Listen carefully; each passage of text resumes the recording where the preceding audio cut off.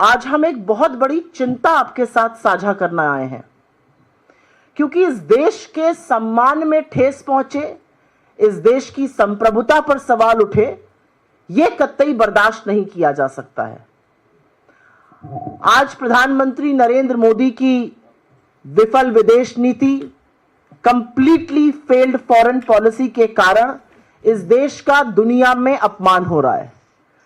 Canada जैसा देश हमें G7 का इनवाइट नहीं भेजता है। ट्रंप बार बार सीज फायर का श्रेय ले चुके हैं और असलियत अब यह है कि ट्रंप को छोड़कर अब बाकी देश, कल रूस ने भी माना कि ट्रंप ने हमारे बीच मध्यस्थता करी थी और उनके कारण सीज फायर हुआ। यह भी सच है कि हम दुनिया में अलग थलग पड़ गए हैं और हमारे जो सदाबहार दोस्त हैं, जिसको all weather friend and allies कहा जाता था, वो हमसे किनारा कर रहे हैं और बड़े बड़े देश आज हमारे दुश्मन मुल्क के खेमे में खड़े हुए नजर आ रहे हैं। असली बात यह है कि जिस पाकिस्तान को हमने टोटली दरकिनार कर दिया था, वो आज धड़ल्ले से हीरो बना घूम रहा है।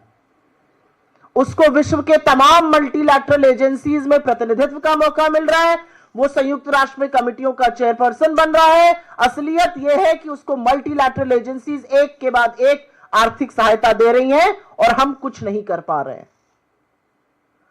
आज के दिन प्रधानमंत्री नरेंद्र मोदी कश्मीर गए हैं।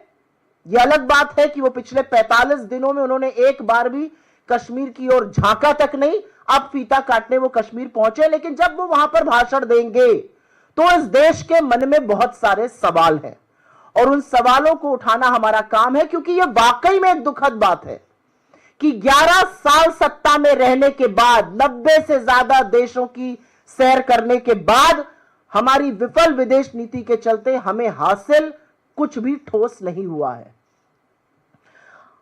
कूटनीति या डिप्लोमेसी या फॉरेन पॉलिसी जिसको कहते हैं, इसका मतलब लाल लाल आंखें डालकर लेजर की रील बनाना नहीं होता है।